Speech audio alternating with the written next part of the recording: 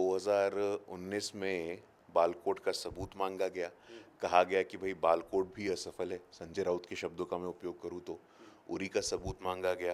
देखिए, सफल असफल क्या है, हमारे सेना के शौर्य और पराक्रम पे सवाल खड़ा करना कहाँ तक उचित है और उसके उठाने के परिणाम क्या होते हैं, ये संजय राउत और कांग्रेस के लोगों ने देख लिया है। चाहे वो संजय राउत जी का बयान हो, देखिए इनकी बातों को कोई तवज्जो नहीं देता है। इससे ज्यादा मूर्खतापूर्ण, बेबुनियाद, निराधार बात कुछ हो नहीं सकती है। मुझे लगता है कि वो मेंटल इम्बैलेंस होकर के इस प्रकार का बयान दे रहे हैं। वो मोदी विरोध में, बीजेपी विरोध में, सरकार विरोध में कब उनका जो स्क्रिप्ट है वो देश विरोधी हो जाता है, ये उनको पता नहीं चलता है। तो इनके बयानों को हम बहुत तवज्जो नहीं देते हैं। हमारे लिए राष्ट्र का सम्मान, राष्ट्र का स्वाभिमान और राष्ट्र की संप्रभुता एक सर्वोच्च महत्व का विषय है। ऑपरेशन सिंदूर वास्तव में एक रिमार्केबल डेवलपमेंट है। भारत ने पहली बार एक डिसाइसिव लीडरशिप का परिचय देते हुए ये कहा है कि हम एस्केलेट नहीं करेंगे, हम सिविलियन मिलिट्री इंफ्रास्ट्रक्चर पर आक्रमण नहीं करेंगे, लेकिन आपके जो टेरर एस्टैब्लिशमेंट है, और उसके तत्पश्चात ये भी कहा गया है, an act of war will be regarded as an act of terror. तो पहली बार आप देखिए कि पूरे विश्व के सामने और भारत के सामने हमारा एक नेशनल सिक्योरिटी डॉक्ट्रिन, हमारी राष्ट्रीय सुरक्षा की नीति क्या होगी, प्रधानमंत्री जी ने सिद्ध करके दिखाया है। जब 100 से अधिक आतंकवादी, इसके अलावा उनके 11 से अधिक एयरबेसेस, 9 से अधिक टेरर एस्टैब्लिशमेंट जो हैं, उनको ना सिर्फ ध्वस्त किया है, जबकि पाकिस्तान को एक माकूल जवाब देने का काम किया है। तेजस्वी जी याद रखिए, पिताजी के समय जंगल राज था। तेजस्वी जी जब जब शासन में आए हैं, 1.5 साल के लिए, 1 साल के लिए आए, तो गुंडा राज स्थापित हुआ है। बिहार के लोग भूले नहीं है तेजस्वी जी, आपकी बहन की शादी थी, आपकी बहन की शादी में आपके मामा पटना के बड़े बड़े कार के शोरूम से कार उठा के लेके गए थे। आपके मामा ज्वेलरी शॉप से किलो के किलो ज्वेलरी लेके चले गए थे। आपके पिताजी के सीएम आवास से अपहरण का सरगना चलता था। शहाबुद्दीन से लेकर के तमाम ऐसे अपराध के जो स्टोरीज हैं, मैं बताना चाहता हूं आपके माध्यम से बिहार के लोगों को, बिहार के लोगों को एयरपोर्ट चाहिए इंटरनेशनल, या बिहार के लोगों को पुनः वो जंगल राज और गुंडा राज चाहिए। मुझे लगता है बिहार के लोगों ने अपना मन ना सिर्फ बनाया है बल्कि प्रदर्शित भी किया है। ये बीजेपी के ही संस्कार और बीजेपी में ही संभव है कि दरी बिछाने वाला, पोस्टर चिपकाने वाला, डिबेट करने वाला कार्यकर्ता को नेतृत्व मिलता है। हमारे यहाँ जो राजा होता है वो रानी के पेट से नहीं आता है, वो संगठन की सेवा, देश की सेवा, और जैसा कि कहा जाता है nation first party second, self last के भाव से काम करता है। उसके लिए असीम अपार संभावनाएं होती हैं। दोस्तों नमस्कार। ऑपरेशन सिंदूर की जीत के बाद देश भर में एक अलग ही उत्साह देखने को मिल रहा है। देशभक्ति सा माहौल है, हर जगह तिरंगा यात्रा निकाला जा रहा है। प्रधानमंत्री मोदी भी लगातार जनसभा कर रहे हैं। प्रधानमंत्री मोदी आज बिहार के दौरे पर थे। बिहार के साथ साथ प्रधानमंत्री मोदी कानपुर पहुंचे, वहां भी उन्होंने करोड़ों का सौगात उत्तर प्रदेश वासियों को और बिहार वासियों को दिया। लेकिन लगातार कांग्रेस पार्टी जो है ऑपरेशन सिंदूर पर सियासत कर रही है। संजय राउत उद्धव गुट के सांसद हैं। उन्होंने कहा है कि जो पहलगाम में आतंकी थे, आज नहीं तो कल वो भाजपा में ज्वाइन करेंगे। इसी वजह से शायद अभी तक पहलगाम के आतंकियों को पकड़ा नहीं गया है। इन्हीं तमाम मुद्दों पर बात करेंगे, क्योंकि लगातार विपक्ष कह रहा है कि प्रधानमंत्री मोदी चुनावी चर्चा कर रहे हैं, ऑपरेशन सिंदूर पर राजनीति हो रही है। किसी परिचय के मोहताज नहीं। हमारे साथ हैं गुरु प्रकाश पासवान, फारब्रांड नेता हैं, भारतीय जनता पार्टी के प्रवक्ता हैं। सर बहुत स्वागत है आपका। एक मार्केट में न्यूज़ चल रहा है सर कि 9 जून प्रधानमंत्री मोदी के तीसरे कार्यकाल का जिस दिन शपथ हुआ था, कि 9 जून को भारतीय जनता पार्टी के नेता, कार्यकर्ता घर घर सिंदूर लेकर जाएंगे। कांग्रेस पार्टी आरोप प्रत्यारोप लगा रही है। आखिर इसमें सच्चाई क्या है? क्या बीजेपी के लीडर या फिर कैडर कार्यकर्ता क्या सिंदूर लेकर जाएंगे, घर घर डोर टू डोर जा रहे हैं? क्या है खबर? नहीं, देखिए ऐसा है कि कांग्रेस पार्टी को कांग्रेस पार्टी के लोगों ने सीरियसली लेना बंद कर दिया है। तो उनकी बातों को आप कितनी संवेदनशीलता से लेते हैं, मैं ये आपके विवेक के ऊपर छोड़ता हूँ।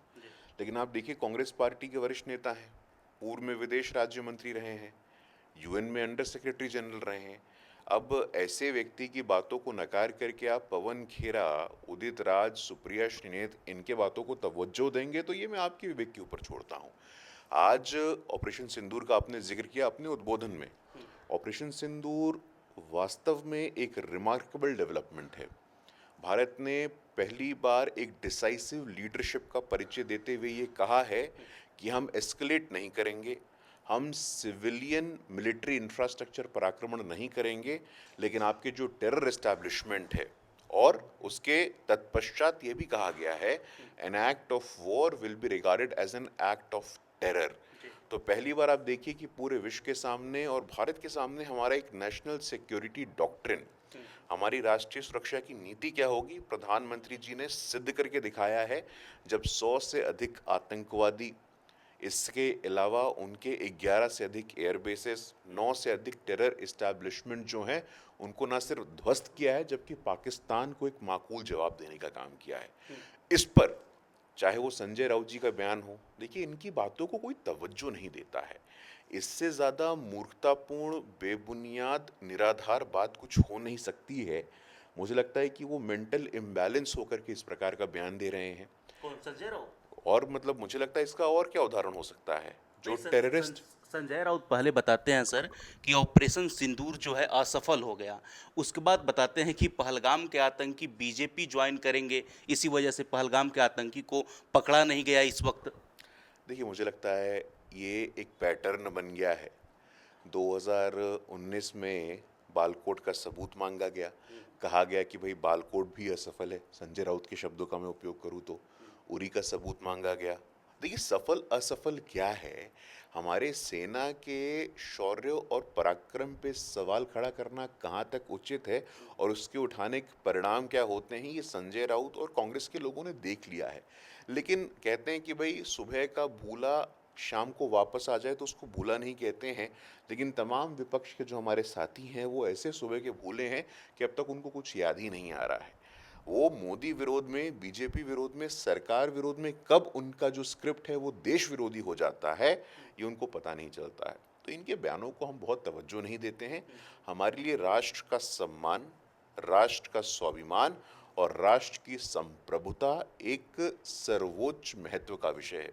और आप देखिए पिछले ही एक हफ्ते का डेवलपमेंट मैं आपको बताऊं कि सुरक्षा इंटरनल हो या एक्सटर्नल, इंटरनल सिक्योरिटी और एक्सटर्नल सिक्योरिटी दोनों के मोर्चों पे आप देखिए, अगर छत्तीसगढ़ में बसव राजू जो कि टॉप नक्सल का कमांडर है उसके खिलाफ ऑपरेशन होता है, और बसव राजू का मैं जिक्र इसलिए कर रहा हूँ कि वही व्यक्ति है, बसव राजू के ही नेतृत्व में आप देखेंगे कि दंतेवाड़ा में जो हमारे 76 सीआरपीएफ के जवान शहीद हो गए थे।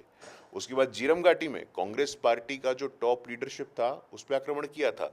तो बसव राजू को हमने समाप्त किया। हमने आज लेफ्ट विंग एक्सट्रीमिज्म नाम का, जो मनमोहन सिंह कहते थे कि भाई देश के इंटरनल सिक्योरिटी पे सबसे बड़ा थ्रेट लेफ्ट विंग एक्सट्रीमिज्म है, उसको समाप्त करने का काम किया है। तो सुरक्षा आंतरिक हो या बाह्य, इंटरनल हो या एक्सटर्नल, हमारी सॉवरेंटी हो, हमारा स्वाभिमान हो, उससे किसी प्रकार की कोई समझौते को हम न बर्दाश्त करेंगे और न स्वीकार करेंगे।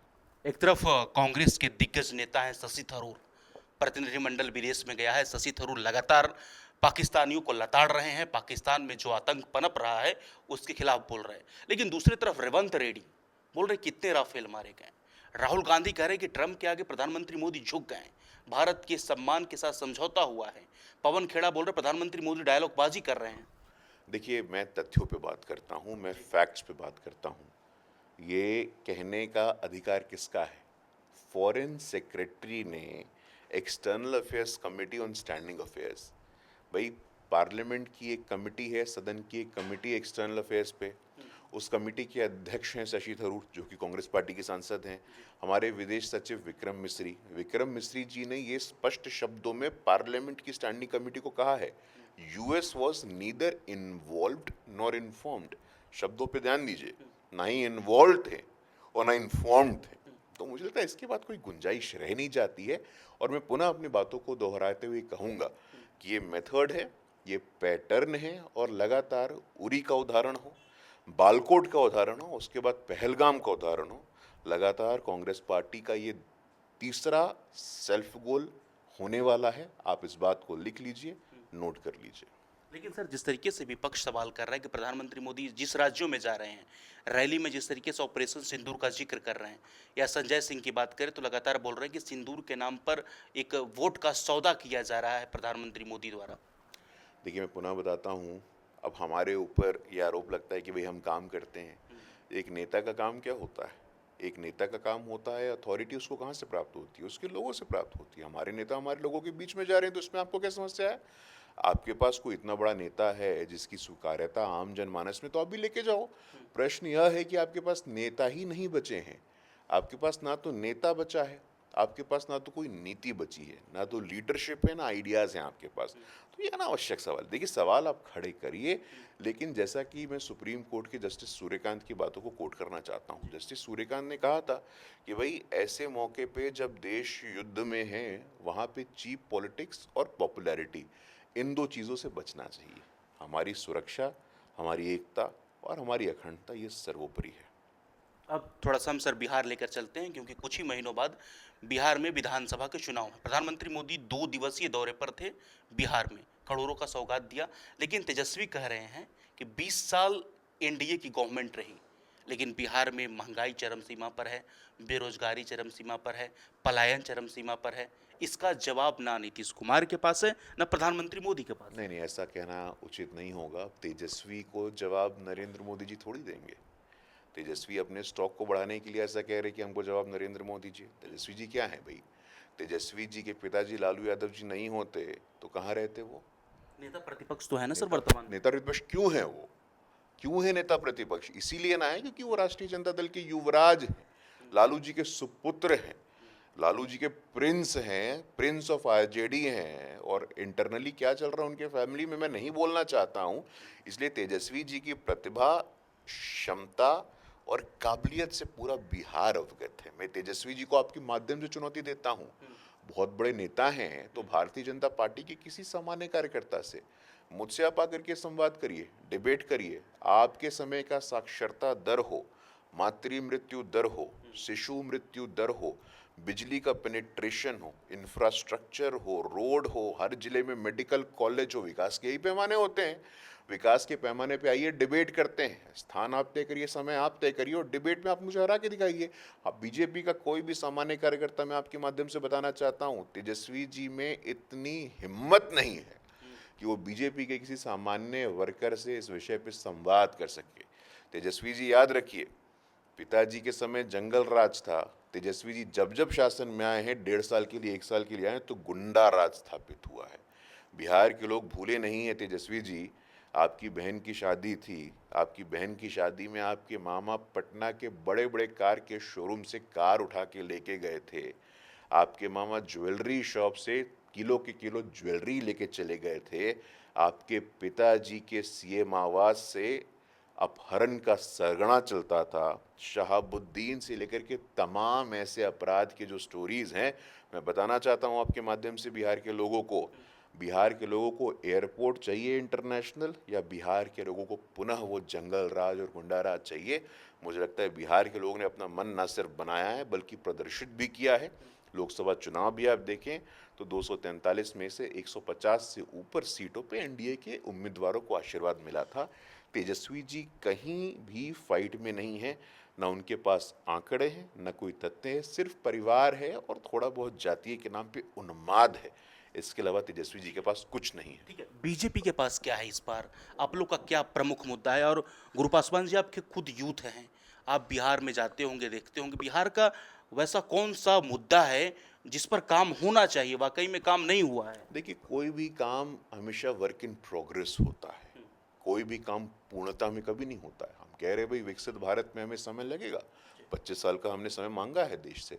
इसी प्रकार विकसित बिहार भी हमको बनाना है। देखिए, Bihar is a gateway to the east of India. पूर्व के भारत के लिए बिहार एक गेटवे है और आप निश्चिंत रहिए। रामायण सर्किट हो, बुद्ध सर्किट हो, इंफ्रास्ट्रक्चर हो, साक्षरता हो, हर मोर्चे पे बिहार को बेहतर कैसे करना है, ये दृष्टि भारतीय जनता पार्टी के पास है। और भारतीय जनता पार्टी और एनडीए की सरकार मिल करके विकसित बिहार बनाने की दृष्टि से जो काम करना है, उस दिशा में जो काम करना है, हम करने का काम करेंगे। गुरु प्रकाश पासवान बिहार विधानसभा 2025 में चुनाव लड़ेंगे? ये मेरे पार्टी का निर्णय होता है। मैं पार्टी का एक सामान्य कार्यकर्ता हूँ। पार्टी अगर कहेगी तो मैं पंचायत और मुखिया का भी चुनाव लड़ूंगा।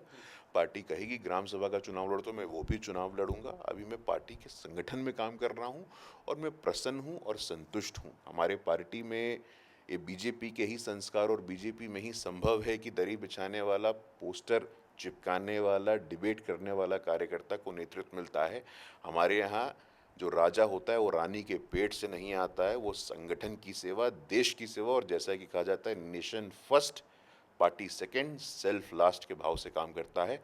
उसके लिए असीम अपार संभावनाएं होती हैं। चलिए अंतिम सवाल हम लेंगे सर, नीतीश कुमार पर आपकी क्या प्रतिक्रिया है? क्योंकि मैं भी बिहार से आता हूं, बहुत सारे युवाओं से हम बातचीत करते हैं तो लोग बोलते हैं कि बीजेपी से हमको कोई मतभेद मनभेद नहीं है। लोग सवाल करते हैं नीतीश कुमार पर, बोलते हैं कि अब विकल्प दूसरा तलाशना चाहिए क्योंकि बदलाव का वक्त आ गया है। नीतीश कुमार को लेकर आप क्या सोचते हैं? देखिए, लोकतंत्र है और उस पे बिहार तो लोकतंत्र की जननी है।